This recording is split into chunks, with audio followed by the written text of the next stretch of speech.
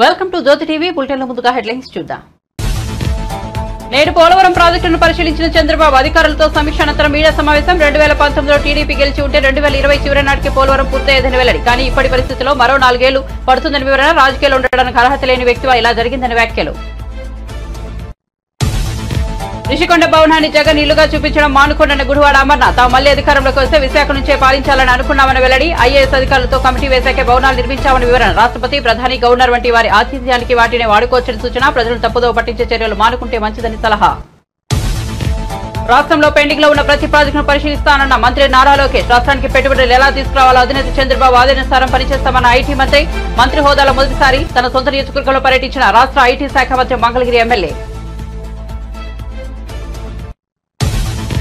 సింహాద్రి అప్పన్నను దర్శనం చేసుకున్న హోంమంత్రి అనిత. కొందరు పోలీసులు వైసీపీకి తొత్తులుగా పనిచేశారని వ్యాఖ్యలు. వారిలో ఇంకా వైసీపీ రక్తం ప్రవహిస్తున్నట్లుందని వ్యంగ్యం. శాంతి భద్రతల విషయంలో ఎవరు తప్పు చేసినా వదిలిపెట్టబోవని స్పష్టీకరణ.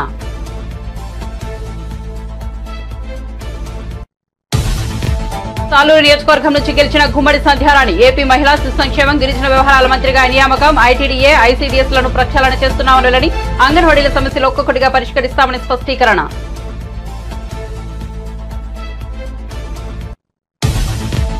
బ్రేకింగ్ న్యూస్ కోసం కొన్ని మీడియా సంస్థలు తప్పుడు ప్రచారం చేస్తున్నాయంటూ హరీష్ రావు ఫైర్. ఇకపై తన విషయంలో ఇలా తప్పుడు ప్రచారం చేయడం మానుకోవాలని సూచన. లేని పక్షంలో లీగల్ నోటీసులు ఇస్తానంటూ హెచ్చరిక.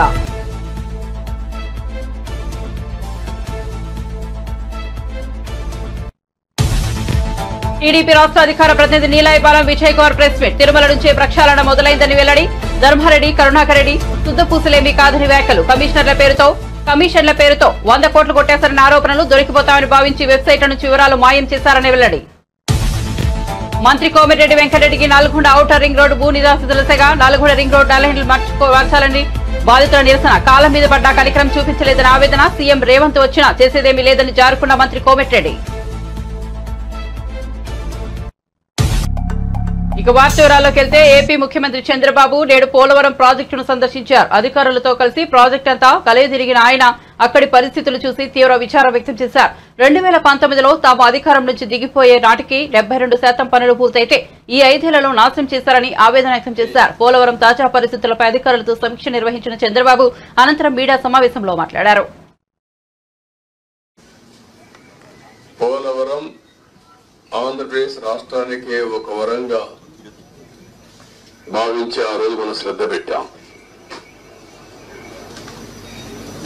ఈ ప్రాజెక్టు వల్ల ఇది పూర్తి చేసుకుని నదుల అనుసంధానం చేసుకోగలిగితే ఈ రాష్ట్రానికి కరువు అనే మాట లేకుండా చేయొచ్చనే విధంగా మనం ఆలోచించి ప్రాజెక్టు ముందు తీసుకుపోయాం. ఆ రోజు కూడా చాలా దూరదృష్టితో నాకుండే అనుభవంతో ఎన్నికలైనాయి. 2014లో ఇక్కడ తెలుగుదేశం పార్టీ గెలిచింది. బీజేపీ తెలుగుదేశం పొత్తున్నాం.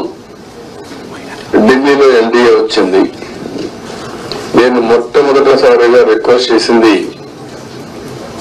ఎందుకంటే నేను విజువలైజ్ చేశాను కాబట్టి 7 మండలాలు తెలంగాణలో ఉన్నాయి కరువుకి ముంపు గురయ్యే మండలాలు.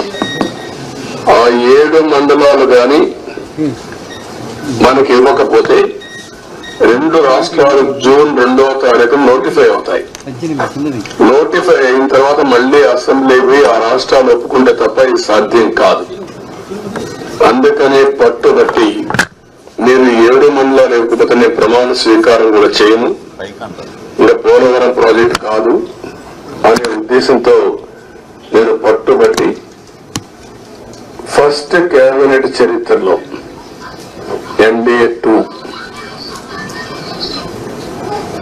అసెంబ్లీలో మామూలుగా మెంబర్లంతా కూడా ఓట్ తీసుకున్న తర్వాత రెగ్యులర్ బిజినెస్ స్టార్ట్ అవుతుంది. మినిస్టర్స్ ని స్వేరింగ్ ఇన్ చేసి ఎంపీ ఓట్ తీసుకొని రెగ్యులర్ బిజినెస్ స్టార్ట్ అవుతుంది. అలాంటిది ఆర్డినెన్స్ ద్వారా ప్రెసిడెంట్ ఆఫ్ ఇండియాని కన్విన్స్ చేసి కొత్త ప్రభుత్వం వస్తున్న ఆర్డినెన్స్ ఇవ్వాల్సిన అవసరం ఉండదు. ప్రెసిడెంట్ కూడా ఒప్పుకోడు. ఈ యొక్క అత్యవసర పరిస్థితిని ఆయనకు నచ్చజెప్పి ఒక కేబినెట్ మినిస్టర్స్ వెళ్ళి నచ్చజెప్పి తర్వాత కేబినెట్ పెట్టి ఈ యొక్క యొక్క తీర్మానాన్ని పాస్ చేసి ఆర్డినెన్స్ తీసుకొచ్చి అది యాక్సెప్ట్ చేసిన తర్వాత పార్లమెంట్ సమన్ చేశారు. దానివల్ల 7 మండలాలు మనకు వచ్చాయి. ఆ 7 మండలాలు వచ్చాయి కాబట్టి మనం ప్రాజెక్టు కట్టగలిగాం. అప్పటికే ఈ ప్రాజెక్ట్ చాలా, ఒక మాటలో చెప్పాలంటే అనేక సంక్షోభాలు ఎదుర్కొంది. 2500లో ఈ ప్రాజెక్ట్ రాజశేఖర రెడ్డి గారు ప్రారంభించడం, అప్పుడే అవకతవకలు చేయడం, కాంట్రాక్టుల్ని క్యాన్సిల్ చేయడం, అక్కడి నుంచి ప్రాజెక్టు ఆటకెక్కడం, అక్కడి నుంచి వాళ్ళందరూ కోర్టులకు వెళ్ళిపోవడం, ఇక్కడ కూడా land acquisition project central place లో ల్యాండ్ ఎక్విజిషన్ చేయాలంటే వాళ్ళు కోర్టుకు వెళ్ళడం, right main canal, left main canal కాలువలు తవ్వాలంటే వాళ్ళు కోర్టులకు వెళ్ళిపోవడం, ఎన్ని లిటిగేషన్లు పెట్టాలో అన్ని లిటిగేషన్లు పెట్టి 2014 కంటే ముందు కిరణ్ కుమార్ రెడ్డి ముఖ్యమంత్రి అయిన తర్వాత టెండర్లు పిలిచాడు. అల్లో కోర్టుకు పోయి గందరగోళం అయ్యి తర్వాత ఫైనల్ గా అన్ని కోర్టులు వెకేట్ వచ్చింది. ఆ సమయంలో విభజన జరిగిన సమయంలో ఇది నేషనల్ ప్రాజెక్ట్ గా విభజన చట్టంలో పెట్టారు. ఇన్ని నానా అవస్థలు పడి ప్రాజెక్టు ఇప్పుడే కాదు, ఈ ప్రాజెక్టు కన్సీవ్ చేసి చూస్తే 1940లోనే కన్సీవ్ చేశారు బ్రిటిష్ వాళ్ళు. అప్పటి నుంచి ముందుకు వెనక్కి రావడం, అప్పుడు కూడా 300 టీఎంసీ నుంచి 700 టీఎంసీ ఇంకా హైట్ కూడా పెంచి కట్టాలని చెప్పి అనుకున్నారు. కడాన మనకు వచ్చింది చూస్తే 45.72 మీటర్లు దీంట్లో కట్టినప్పుడు 194 టీఎంసీ ఆఫ్ వాటర్ స్టోర్ చేసేదిగా మనం దీన్ని పెట్టుకున్నాం. అంటే 194 టీఎంసీ వాటర్ పెట్టుకుంటే 320 టీఎంసీ ఆఫ్ వాటర్ వాడుకునే అవకాశం వస్తుంది. ఫ్లడ్ వాటర్ వచ్చినప్పుడు ఈ రిజర్వాయర్లు పంపించి అన్ని చేసే అవకాశం వస్తుంది. ఈ ప్రాజెక్టు చూస్తే ఉత్తరాంధ్ర గాని ఈ యొక్క ఈస్ట్ వెస్ట్ గోదావరి, కృష్ణా, గుంటూరు ఒక మాటలో ఋషికొండ భవనాల చుట్టూ వస్తున్న వార్తలపై వైసీపీ నేత మాజీ మంత్రి గుడివాడ అమర్నాథ్ స్పందించారు. ఆ భవనాలను ఎలా ఉపయోగించుకోవాలన్నది ఆలోచించడం మానేసి దానిని ఇంకా జగన్మోహన్ రెడ్డి ఇల్లుగాని చిత్రీకరించడాన్ని మానుకోవాలని టీడీపీ నేతలకు సూచించారు. విశాఖను తాము ఎగ్జిక్యూటివ్ క్యాపిటల్ చేయాలని అనుకున్నామని, కానీ అనేక అడ్డంకులు సృష్టించారని ఆగ్రహం వ్యక్తం చేశారు. తాము మళ్లీ అధికారంలోకి వస్తే విశాఖ నుంచే పాలించాలని అనుకున్నామని, ఐఏఎస్ అధికారులతో కమిటీ వేసిన తర్వాత ఋషికొండలో భవనాలు నిర్మించినట్టు పేర్కొన్నారు. ప్రభుత్వ ధనం దుర్వినియోగం గురించి మాట్లాడాల్సి వస్తే 2014 నుంచి 2019 జరిగిన దానిపైన మాట్లాడాల్సి వస్తుందన్నారు. తాము ఇప్పుడే విమర్శలు చేస్తే అధికారం కోల్పోవడాన్ని జీర్ణించుకోలేక చేస్తున్నామని అనుకుంటున్నారని, అలాంటి విషయాల జోలికి పోవడం లేదని తెలిపారు. గత 5 సంవత్సరాలు 2014 నుంచి 2019 మధ్యలో 5-6 వేల కోట్ల రూపాయలు అమరావతి మీద కేవలం తాత్కాలిక భవనాల మీద ఖర్చు పెట్టారు. తాత్కాలిక భవంతులు కట్టి వేల కోట్ల రూపాయలు ఖర్చు పెట్టేటువంటి కార్యక్రమం చేశారు. ఇది శాశ్వత నిర్మాణాలు. అవి ప్రభుత్వానికి సంబంధించింది, ప్రభుత్వం వినియోగించాల్సినటువంటి అవసరం ఉంది, ప్రభుత్వం దానికి సంబంధించినటువంటి నిర్ణయాలు తీసుకోవాల్సినటువంటి అవసరం ఉంది. అవి తీసుకోవడం మానేసి ఊర్లో వెనకాతలు ఉన్న కార్యకర్తలందరినీ కూడా అందులోకి తీసుకుని వెళ్ళిపోయి రేపు చీఫ్ గెస్ట్లు ఎవరన్నా వస్తారు, పెద్దలు ఎవరన్నా వస్తారు, రాష్ట్రపతి వస్తారు, లేకపోతే ప్రధానమంత్రి వస్తారు. మీరు మొత్తం అంతా కూడా కెమెరాలో ప్రతి ఒక్కటి చూపించారు అంతనా. అంటే ఒక చీఫ్ గెస్ట్ లో లేకపోతే విఐపీసో వివిఐపీసో ఉండేటువంటి దాన్ని ఆ బ్లూ ప్రింట్ అసలు బయటికి వెళ్ళడానికి వెళ్ళలేదు. గతంలో మేము ప్రారంభించినప్పుడు కూడా మీరు అందరూ అడిగారు, నేను మంత్రిగా ఉన్న ప్రారంభంలో నేను కూడా పాల్గొన్నా. సో దీన్ని ఏ రకంగా వినియోగించాలనేటువంటి దాని మీద ప్రభుత్వం నిర్ణయం తీసుకోబోతా ఉంది. కొన్ని సెక్యూరిటీ రీజన్స్ ఉన్నాయి. డెఫినెట్ గా నిర్ణయం తీసుకునేటువంటి క్రమంలో మళ్ళీ మీ దృష్టికి తీసుకొస్తాం అనేటువంటి మాట మీకు చెప్పాం. సో ఇవన్నీ మానేసి ఏదో మనకి అధికారం ఇచ్చారు కదా అని చెప్పి ఎక్కడికన్నా చూపించమనండి, అన్ని అలాగే చూపించమనండి. గతంలో మేము 5 సంవత్సరాల్లో చేసినటువంటి అభివృద్ధి కార్యక్రమాలు కూడా అలాగే ఆ శాసనసభ్యుల్ని తీసుకొని వెళ్ళి చూపించమనండి. భోగాపురంలో ఇంటర్నేషనల్ ఎయిర్పోర్ట్ నిర్మాణం జరుగుతోంది, చూపించమనండి. ఇదిగో మీ 5 సంవత్సరాల్లో మీరు ప్రారంభించినటువంటి కార్యక్రమాలు, చేస్తున్నటువంటి పనులు ఇగో ఇవి చేశారు, మీరు చూపించమనండి. లేకపోతే మెడికల్ కాలేజ్ చూపించమనండి, విజయనగరం మెడికల్ కాలేజ్ చూపించమనండి. లేకపోతే ఉద్యానంలో కట్టినటువంటి హాస్పిటల్ చూపించమనండి, లేకపోతే వాటర్ ప్రాజెక్ట్ చూపించమనండి, లేకపోతే పాడేరులో మన మెడికల్ కాలేజ్ నిర్మాణం, నర్సీపట్నంలో మెడికల్ కాలేజ్ నిర్మాణం, లేకపోతే సాలూరులో tribal university, Parvathipuram medical college, Kurupam engineering college, ఇవన్నీ చూపించమనండి. నిర్మాణాలు జరుగుతూ ఉన్నాయి, కొన్ని నిర్మాణాలు పూర్తి అయిపోయినాయి. మూలపేటలో హార్బర్, మూలపేటలో మన పోర్ట్ నిర్మాణం జరుగుతామని చూపించమనండి.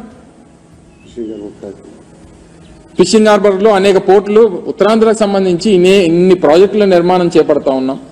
ఇన్ని ప్రాజెక్టుల నిర్మాణంకి మేము ముందుకు తీసుకుని వచ్చి ఇన్ని కార్యక్రమాలు చేశాం. ఇవన్నీ మర్చిపోయి అది తీసుకుని వచ్చి ఏదో జగన్మోహన్ రెడ్డి గారు సొంత భవనంలో చూపిస్తారా? ఇప్పటికన్నా మీకు అవకాశం వచ్చింది. ఈ సందర్భంలో అసలు మేము మాట్లాడకూడదు అనుకున్నాం. మీకు 6 నెలల సంవత్సరం సమయం ఇవ్వాలి. అధికారం ప్రజలు ఇచ్చారు, దాన్ని ఏ రకంగా మీరు వినియోగించుకుంటారో. మేము ప్రజలకు చాలా మంచి చేశాం, మాకన్నా మంచి చేస్తారని చెప్పి ఆశించి మీకు ఓట్లేశారు. దాన్ని ఏ రకంగా నిలబెట్టుకోవాలనేటువంటి ప్రయత్నం చేయాలి తప్ప ప్రజలను అనవసరంగా తప్పుదోవ పట్టించి అనవసరంగా ఇంకా మీరు విమర్శలు చేయాలనేటువంటి ప్రయత్నం మానుకుంటే మంచిది. రాబోయే 100 రోజుల్లో ఆంధ్రప్రదేశ్ రాష్ట్ర వ్యాప్తంగా గంజాయి విక్రయాలకు చెక్ పెడతామని మంత్రి నారా లోకేష్ చెప్పారు. మంగళగిరి ఈద్గాలో నిర్వహించిన బక్రీద్ ప్రార్థనలో నారా లోకేష్ పాల్గొన్నారు. ముస్లిం సోదరులతో కలిసి ప్రత్యేక ప్రార్థనలు నిర్వహించారు. 3 టీడీపీ కార్యకర్తలను వైసీపీ నేతలు హత్య చేసినా తాము సంయమనం పాటిస్తున్నామని చెప్పారు. శాంతి భద్రతలకు విఘాతం కలిగించవద్దన్న ముఖ్యమంత్రి చంద్రబాబు ఆదేశాల మేరకే తాము నడుచుకుంటున్నామని మంత్రి లోకేష్ స్పష్టం చేశారు. రుషికొండ ప్యాలెస్ వ్యవహారంలో ఇంకా బయటకు రావాల్సిన చిత్రాలు చాలా ఉన్నాయని అన్నారు. ప్రజా దర్బార్ను అన్ని నియోజకవర్గాల్లో నిర్వహించే అంశాన్ని పరిశీలిస్తున్నామని మంత్రి లోకేష్ చెప్పారు. తుమ్మపూడి మంగళగిరిలోనే మైనార్టీ సోదరుల్ని వైకాపా నాయకుడు చంపాడు. కర్ర బ్యాట్ పట్టుకుని కొట్టి చంపేశాడు. వాళ్ళు మా కార్యకర్తలను చంపి ఇప్పుడు ఏ మొహం పెట్టుకుని ప్రశ్న అడుగుతున్నారు? ఏమో ఈ రోజు కూడా తాడిపత్రిలో మా కార్యకర్తను చంపేశారు. చంద్రబాబు నాయుడు గారు ఓర్పు సహనంతో మమ్మల్ని ఉండమన్నారు కనుక ఓర్పు సహనంతో ఉన్నాం. లా అండ్ ఆర్డర్ మెయింటైన్ చేయమన్నారు కనుక మేము ఎక్కడ ఇష్యూ చేయట్లా. మంగళగిరిలో కూడా లా అండ్ ఆర్డర్ ఉండాలి, నేను ఇష్యూ చేయట్లా. నేను నాకు 2 నిమిషాలు చెప్తున్నా. నేను మిమ్మల్ని అడుగుతున్నా, ఎక్కడండి వైకాపా కార్యకర్త ఎవరు దెబ్బ తగిలింది, ఎవరిని చంపాము? ఒక్కడి జోలికి వెళ్ళాం మేము. వాళ్ళు 3 మమ్మల్ని చంపి తిప్పి మా పైన ఆరోపణ చేస్తాం కరెక్ట్ కాదు.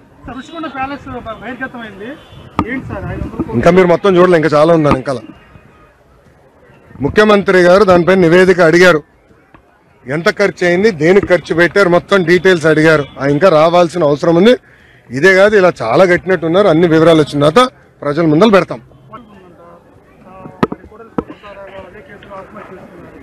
అదంతా అధికారులు వాళ్ళ ప్రాసెస్ వాళ్ళు ఫాలో చేసుకుంటారు. Thank you. గంజాయి విషయంలో కఠినంగా వ్యవహరించమని మంగళగిరి నియోజకవర్గంలో ఉన్న పోలీసు సిబ్బందికి నేను ఆదేశాలు జారీ చేశాను. మొదటి 100 రోజుల్లో గంజాయి ఫుల్ స్టాప్ పెట్టాలని నేను చెప్పాను. ప్రత్యేకంగా నేను డీజీ గారిని కలిసి, హోంమంత్రి గారిని కూడా కలిసి, నిన్న రాత్రి కూడా హోంమంత్రి అనిత గారితో కూడా మాట్లాడటం జరిగింది. పాదయాత్రలో గంజాయి వల్ల కుటుంబాలు ఎలా నాశనం అయినాయో నేను చూశాను. మీరు కఠినంగా వ్యవహరించాలని ఆమెను కోరాను. మేడం గారు కూడా సమీక్ష పెడతాన్నారు, సభ్యుతో రివ్యూ చేస్తా అన్నారు. ప్రజలందరూ చూస్తారు కదా, మొదటి 100 రోజుల్లో గంజాయికి ఫుల్ స్టాప్ పెట్టే బాధ్యత తెలుగుదేశం, జనసేన, భారతీయ జనతా పార్టీ ప్రభుత్వం తీసుకుంటుంది. అది కాదు, మీడియా మిత్రులందరూ వెళ్ళి 10 సంవత్సరాలుగా పనిచేసిన శాసనసభ్యుడిని అడగాలి ఏం చేశారు. 10 రోజులు అవన్నీ లోకేష్ అడిగితే ఎట్లా? భూములు దశాబ్దాలుగా ప్రజలు నివసిస్తున్న భూముల్ని రెగ్యులరైజ్ చేసి శాశ్వత భూ హక్కు కల్పించాలి. మొదటిగా నేను హామీ ఇచ్చే దానికి కట్టుబడినా. డ్రైనేజు, రోడ్లు ఏర్పాటు చేయాలని గతంలో నేను హామీ ఇచ్చాను, ఏర్పాటు చేస్తాను. ఇంతేకాకుండా స్వర్ణకారులకి ఇక్కడ గోల్డ్ క్లస్టర్ ఏర్పాటు చేస్తాను, హామీ కట్టుబడినా. దాదాపు ఒక 10 కీలకమైన హామీలు ఇచ్చిన వ్యక్తి మీ లోకేష్. తప్పనిసరిగా పద్ధతి ప్రకారం చేసుకుంటూ వెళ్తాను. ఇంకా శాసనసభ్యుడిగా ఇంకా మేము ప్రమాణ స్వీకారం చేయలేదు, అది ఈ వారం జరుగుతుంది. ఇంకా నేను రివ్యూలు చేయలేదు. ఎంటీఎంసీ కానివ్వండి, ఇతర ఎనర్జీ డిపార్ట్మెంట్ కానీ, వ్యవసాయ శాఖతో కానీ సిబ్బందితో ఇంకా నేను రివ్యూ చేయలేదు. ఆల్రెడీ మంత్రులుగా ఉన్న నారాయణ గారికి నా కోరికలు, అంటే మంగళగిరికి మీరు ఏం చేయాలనే దానిపైన నా కోరికలు ఆయనకి పంపిస్తాం జరిగింది. కొలుసు పార్థసారథి గారు హౌసింగ్ మంత్రి వర్యులు నేను నిన్న కలిశాను. ప్రత్యేకంగా మంగళగిరికి పెద్ద చూపు చూడాలి. 91,413 ఓట్లతో నన్ను గెలిపించారు. ఆ బలంతో మీ ముందర నేను నుంచుంటున్నాను. సో హౌసింగ్ విషయంలో మీరు సాచ్యురేషన్ మోడ్లో మంగళగిరి ప్రజలకి చేయాలని ఆయన కోరటం జరిగింది. నేను మంగళగిరిలో ఏర్పాటు చేసుకున్నాను. కేంద్ర మంత్రి కింజరపు రామ్మోహన్ నాయుడు, రాష్ట్ర మంత్రి కింజరపు అచ్చెన్నాయుడులకు విశాఖపట్నం ఎయిర్పోర్టులో టీడీపీ కార్యకర్తలు ఘనస్వాగతం పలికారు.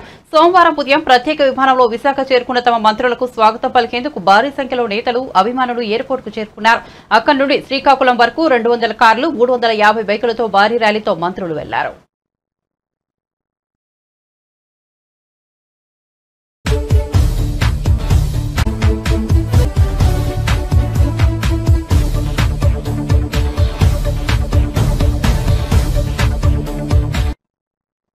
రింగ్ రోడ్ నిర్మాణంలో భాగంగా ఇల్లు, స్థలాలు కోల్పోతున్న బాధితులు నల్గొండలో రోడ్లు, భవనాల శాఖ మంత్రి కోమిరెడ్డి వెంకటరెడ్డిని గౌరవ్ చేశారు.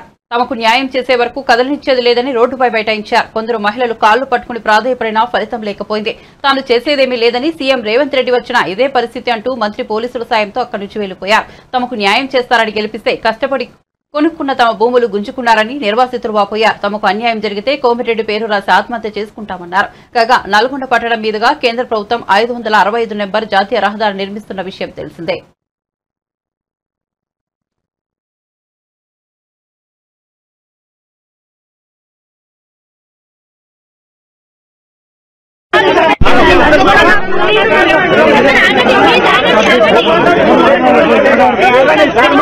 $30 లక్షలు వస్తుందని అల్లుడికి చెప్పి నేను బిడ్డను ఇచ్చిన. చేసుకున్న తర్వాత ఇప్పుడు 2 నెలల నుంచి ప్రాబ్లం అనేది తెలిసింది. తెలియగానే ఇప్పుడు నువ్వు ఆ ప్లాట్ లేదు, ఏం లేదు, నాకు 30 లక్షలు నువ్వు తీసుకొని రా అని నా బిడ్డ నా ఇంటికి పంపించిండు సారు. నేను ఏం చేయాలి?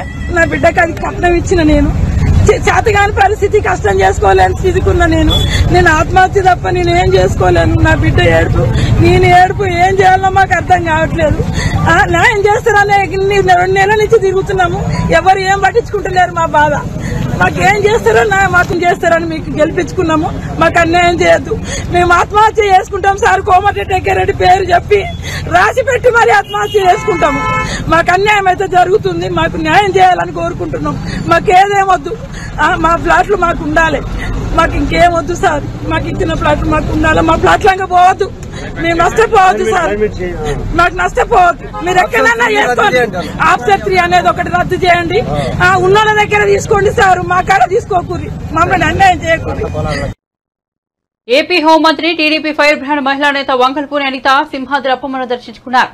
ఈ సందర్భంగా ఆమె మీడియాతో మాట్లాడుతూ ఆసక్తికర వ్యాఖ్యలు చేశారు. కొందరు పోలీసులు గతంలో వైసీపీ ప్రభుత్వానికి తొత్తులుగా వ్యవహరించారని మండిపడ్డారు.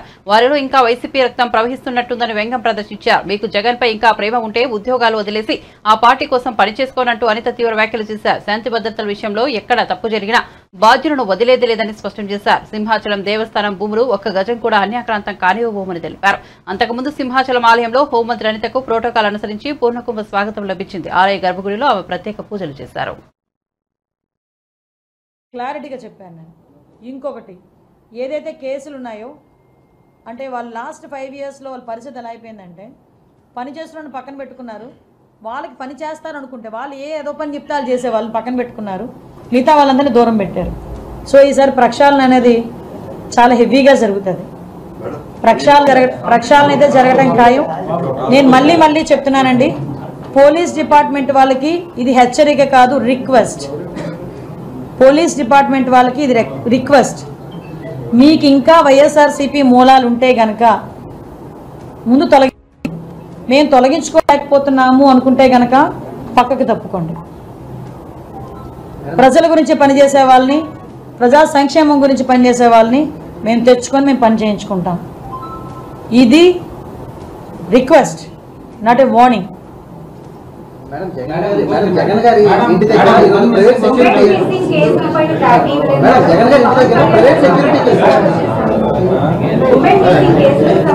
ఉమెన్ మిస్సింగ్ కేసులు అసలు యాక్చువల్లీ నేను తీయమని చెప్పానండి.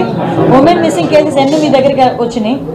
అసలు నాకు ఒక అతను ఎవరో పాపం యూఎస్ నుంచి ఎవరో ఒక అతను మెసేజ్ పెట్టాడు, వాళ్ళ అమ్మాయి May 11th మిస్ అయిందంట. యాజ్ ఆఫ్ నో ఇప్పుడు వరకు సారీ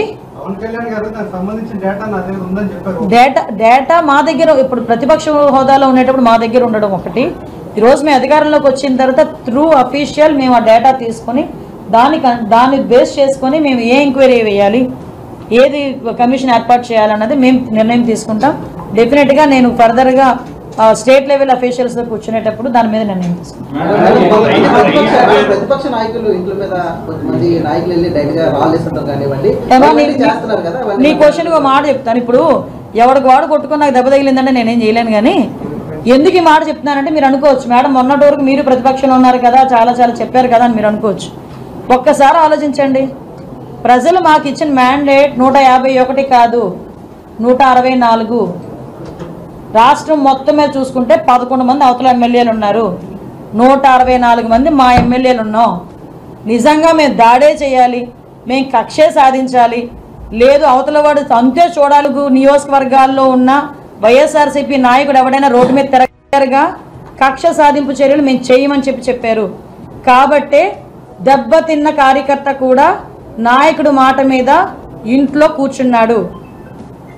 కానీ ఎవరైతే అన్యాయం చేశారో, అవినీతి చేశారో అలాంటి వాళ్ళని మాత్రం యాజ్ పర్ రూల్ వాళ్ళని పనిష్ చేస్తాం. ఓకే, మీరు ఇందాకన్నా దాడులు జరుగుతున్నాయని. దాడులే జరుగుతున్నాయో చేయించుకుంటున్నారో అది కూడా చేస్తాం. నిజంగానే దాడి జరిగింది అనుకోండి, డెఫినెట్గా వాళ్ళ మీద చర్యలు తీసుకుంటాం. మా పార్టీ వాళ్ళనే చర్యలు తీసుకుంటాం. నేను ఇంకోటి కూడా చెప్పాను, గంజాయి విషయంలో మా పార్టీ వాడు ఫోన్ చేసినా రెస్పాండ్ అవ్వద్దని చెప్పాను నేను. పోలీసులు కూడా అందరూ కూడా ఫేవర్ గా ఉన్నారని నేనేం చెప్పట్లేదు. అందరూ యాజ్ పర్ లా పనిచేస్తున్నారని నేనేం మాట్లాడట్లేదు. వాళ్ళలోని కూడా మిక్సింగ్ ఉంది, డెఫినెట్ గా ఉంది ఆ మిక్సింగ్. ప్రజలు రాక్షస పాలన నుంచి రాష్ట్రానికి విముక్తి ప్రసాదించారని మంత్రి డోలా బాల వీరాంజనేయ స్వామి అన్నారు. పరిపాలనా దక్షుడు చంద్రబాబు కేబినెట్ లో మంత్రి పదవి దక్కడం అదృష్టమన్నారు. బాధ్యతలు తీసుకున్న వెంటనే సీఎం హామీల అమలు మొదలుపెట్టారన్నారు. ఆదివారం ఆయన మాట్లాడుతూ బాధి విడతల వారి ప్రభుత్వం కాదు, చేతల ప్రభుత్వం అన్నారు. 5 రోజుల్లో రాష్ట్రంలో శాంతి భద్రతలు అదుపులోకి తెచ్చామని తెలిపారు. తమ ముందు అనేక సవాళ్లు ఉన్నాయని, రాష్ట్రంలో అప్పులపై త్వరలో శ్వేతపత్రం విడుదల చేస్తామన్నారు. త్వరలో అసెంబ్లీలో పలు కీలక బిల్లులు ప్రవేశపెట్టబోతామని స్పష్టం చేశారు. దాని ప్రకారం ల్యాండ్ టైటిల్ యాక్ట్ మీద సంతకం, నిరుద్యోగులకి ఉద్యోగాలు కల్పించే ఫైల్ మీద సంతకం, ఏదైతే చెప్పినట్టు సామాజిక భద్రత పెన్షన్లు మేము 3 నెలల ముందు నుంచి ఇస్తామని చెప్పామో అప్పటి నుంచి రేపు నెలలో 7,000 రూపాయలు పంపిణీ చేసేటువంటి సాధారణ మీద సంతకాలు పెట్టడం జరిగింది. ఆ ప్రభుత్వం విడతల వారి ప్రభుత్వం కాదు, చేతల ప్రభుత్వం. ప్రజా సంక్షేమాన్ని, అభివృద్ధిని కోరుకునే ప్రభుత్వాన్ని సిద్ధశుద్ధి చూపించాం. శాంతి భద్రతలో అదుపు తప్పుతున్న ఈ రాష్ట్రంలో వచ్చినటువంటి 5 రోజుల్లోనే శాంతి భద్రతలు కంట్రోల్ చేయగలిగామంటే ఇది మా నాయకుడి సత్తా నేను చేస్తా ఉన్నా. ఈ రోజున చాలా సవాళ్లు ఉన్నాయి. రాష్ట్రం అప్పుల్లో ఉంది. వీటన్నిటి మీద శ్వేతపత్రాలు త్వరలో విడుదల చేయబోతున్నాం. అంతేకాకుండా రేపు అసెంబ్లీలో పలు కీలక బిల్లులు ఈ రాష్ట్రంలో ప్రవేశపెట్టబడుతున్న విషయాన్ని మీకు తెలియజేస్తున్నాం. తాను పార్టీ మారుతున్నట్లు జరుగుతున్న ప్రచారంపై మాజీ మంత్రి బీఆర్ఎస్ నేత హరీష్ రావు తాజాగా కీలక వ్యాఖ్యలు చేశారు. సోమవారం తెలంగాణ భవన్లో నిర్వహించిన మీడియా సమావేశంలో మాట్లాడిన ఆయన బ్రేకింగ్ వ్యూస్ కోసం సోషల్ మీడియా వేదికగా కొన్ని మీడియా సంస్థలు తప్పుడు ప్రచారం చేస్తున్నాయని ధ్వజమెత్తారు. పలు రకాలుగా తనపై తప్పుడు ప్రచారం చేస్తున్నాయంటూ ఫైర్ అయ్యారు. తాను కాంగ్రెస్ లోకి వెళ్తానని కొందరు రాస్తే మరికొందరు బీజేపీలోకి చేరుతున్నట్లు, ఇంకొందరు బీఆర్ఎస్ వర్కింగ్ ప్రెసిడెంట్ కాబోతున్నట్లు తమకు తోచిన విధంగా రాస్తున్నారని మండిపడ్డారు. ఇలాంటి వాటి కారణంగా నేత క్రెడిబిలిటీ దెబ్బతింటుందని ఆగ్రహం వ్యక్తం చేశారు. ఇకపై తన విషయంలో చాలా తప్పుడు ప్రచారం చేయడం మానుకోవాలని సూచించారు. తన క్రెడిబిలిటీని పార్టీ ప్రతిష్టను దెబ్బతీసే ప్రయత్నం చేస్తే చట్టపరంగా వెళ్లడం జరుగుతుందని హెచ్చరించారు. ఏదైనా ఉంటే తనతో మాట్లాడి నిజ నిజాలు తెలుసుకున్న తర్వాత రాయాలని తెలిపారు. ఒక చిన్న అప్పీలు, ఏమనుకోకండి, 3 ప్రధానమైన అంశాలైన ఒక చిన్న అంశం లాస్ట్ ఒకటి నా పర్సనల్ అప్పీల్ అవుతుంది. ఈ మధ్య సోషల్ మీడియాలో ఏమైందే, ఈ వ్యూస్ కోసం ఈ తంబులు అంటారు కదా, నాకు కుదరదు, తంబు నెయిల్స్ కోసం సెన్సేషనల్ హెడ్డింగ్స్ పెడుతున్నారు. హరీష్ రావు బీజేపీలోకి పోయిండని, హరీష్ రావు కాంగ్రెస్లోకి పోయిండని, ఇంకేందో అయిందని, వర్కింగ్ ప్రెసిడెంట్ అయిందని, ఇవన్నీ అనవసరంగా మీ వ్యూస్ కోసమో బ్రేకింగ్ల కోసమో ఇట్లా ఒక నాయకుడి నిబద్ధత మీద, ఒక నాయకుడిని క్రెడిబిలిటీని మీరు వాడుకోవడం అనేటువంటిది మంచిది కాదు. I appeal to all the media houses, particularly social media, ఇలాంటివి మానుకోండి. మీకు అంతా ఏదన్నా అనుమానం ఉంటే డైరెక్ట్గా నాతో మాట్లాడి పెట్టండి. కానీ ఇట్లా పెట్టడం ద్వారా ఏమవుతుందంటే లీడర్ క్రెడిబిలిటీని దెబ్బతీసేది మంచిది కాదు. నేను కూడా ఇంకా తప్పని పరిస్థితి, భవిష్యత్తులో ఇట్లాంటి రిపీట్ అయితే అవసరమైతే లీగల్ నోటీసులు ఇవ్వడానికి, చట్టపరమైన చర్యలకు కూడా వెనుకాడమని నేను వారికి తెలియజేస్తా ఉన్నా. దయచేసి మీ థంబ్నెయిల్స్ను వాస్తవాలు ఉంటే పెట్టండి తప్ప మీకోసం మీరు లేని పెట్టి ఇట్లా మా క్రెడిబిలిటీని మా పార్టీని దెబ్బతీసే విధంగా వ్యవహరించొద్దని నేను ఇప్పటికీ చాలాసార్లు కూడా చెప్పున్నాను. కానీ మళ్ళీ ఇట్లా మీరు ఈ సోషల్ మీడియాలో ఇలాంటివి కూడా పెట్టకూడదని చెప్పి వారికి విజ్ఞప్తి చేస్తూ ఫర్దర్గా ఎవరైనా ఇట్లాంటివి పెడితే, ఎందుకంటే మా బాస్ మా నాయకుడు మా కేసీఆర్ ఏం చెప్తే ఒక కార్యకర్తగా నడిచే వ్యక్తిని నేను. ఇష్టం వచ్చినట్టు వాళ్ళు వర్కింగ్ ప్రెసిడెంట్ అని పెడతారు, వాడు కాంగ్రెస్లో పోతాడని పెడతాడు, వాడు బీజేపీలోకి పోతాడు, ఇవన్నీ ఉంటాయి అసలు. ఇట్లా నేను చాలాసార్లు స్పష్టంగా చెప్పాను, మీ బ్రేకింగ్ల కోసం, మీ లైక్ల కోసం, మీ వ్యూస్ కోసం, మీ రేటింగ్ల కోసం ఒక నాయకుడి యొక్క నిబద్ధతను నిజాయితీని దెబ్బతీయొద్దని, ఇలాంటివి మానుకోవాలని చెప్పి నేను విజ్ఞప్తి చేస్తాను. టీడీపీ రాష్ట్ర అధికార ప్రతినిధి నీలహైపాలెం విజయ్ కుమార్ మీడియా సమావేశం నిర్వహించారు. తిరుమల నుంచే రాష్ట్రంలో ప్రక్షాళన మొదలైందని అన్నారు.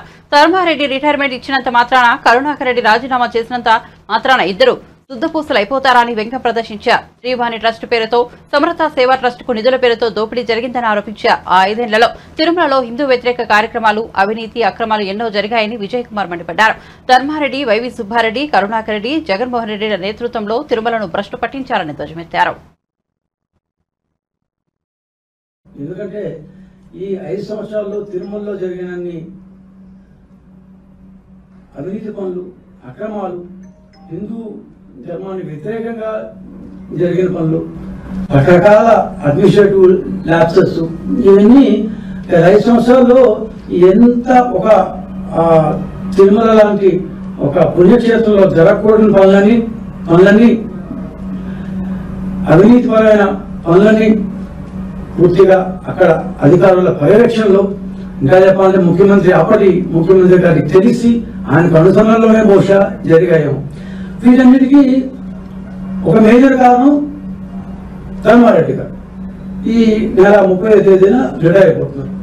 ఇంకో వ్యక్తి వైవి సుబ్బారెడ్డి గారు, ఆ తర్వాత చివరిలో వచ్చిన చైర్మన్ కరుణాకర్ రెడ్డి గారు. ఈ ధర్మారెడ్డి గారు, వైవి సుబ్బారెడ్డి గారు, కరుణాకర్ రెడ్డి గారు, ఈ రెడ్డి గారు అందరూ కలిసి వైసీపీ యొక్క అధ్యక్షుడు అప్పటి ముఖ్యమంత్రి గారి నేతృత్వంలో పూర్తిగా తిరుమలని భ్రష్టు పట్టించారు. సరే, రకరకాల ఇష్యూలు జరిగాయి.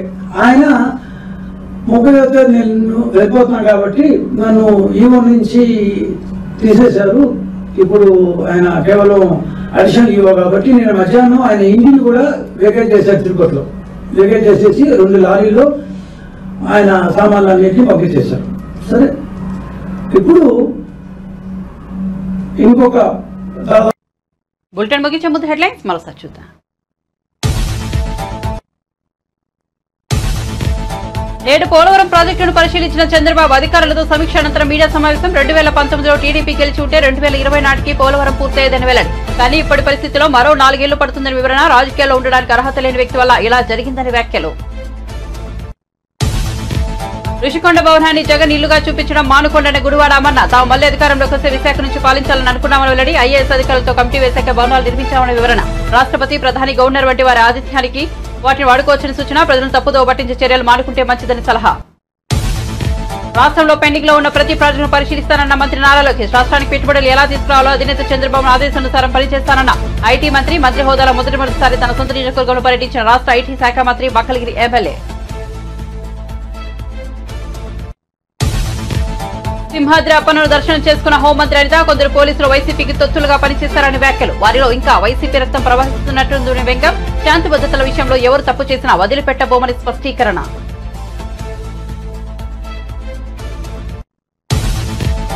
తాలూరు నియోజకవర్గం నుంచి గెలిచిన గుమ్మడి సంధ్యారాణి. ఏపీ మహిళా శిశు సంక్షేమం, గిరిజన మహిళల శాఖ మంత్రిగా నియామకం. ఐటీడీ, ఐసీడీసీలను ప్రక్షాళన చేస్తున్నామని వెల్లడి. అంగన్వాడీల సమస్యలు ఒక్కొక్కటిగా పరిష్కరిస్తామని స్పష్టీకరణ.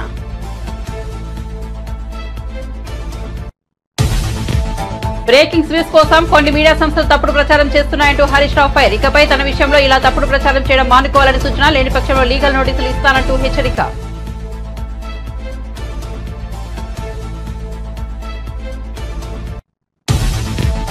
టీడీపీ రాష్ట్ర అధికార ప్రతినిధి నీలహైపాలెం విజయ్ కుమార్ ప్రెస్ మీట్. తిరుమల నుంచే ప్రక్షాళన మొదలైందని వెల్లడి. ధర్మారెడ్డి, కరుణాకర్ రెడ్డి శుద్ధపూసలేవి కాదని వ్యాఖ్యలు. కమిషన్ల పేరుతో 100 కోట్లు కొట్టేస్తారనే ఆరోపణలు. దొరికిపోతామని భావించి వెబ్సైట్ నుంచి వివరాలు మాయం చేశారని వెల్లడి.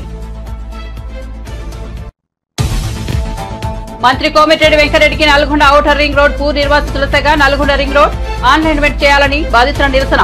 కాళ్ల మీద పడ్డా కనికరం చూపలేదని ఆవేదన. సీఎం రేవంత్ రెడ్డి వచ్చినా చేసేదేమీ లేదని జారుకున్న మంత్రి కోమిటిరెడ్డి. మరిన్ని అప్డేట్స్ కోసం చూస్తూనే ఉండండి జ్యోతి టీవీ.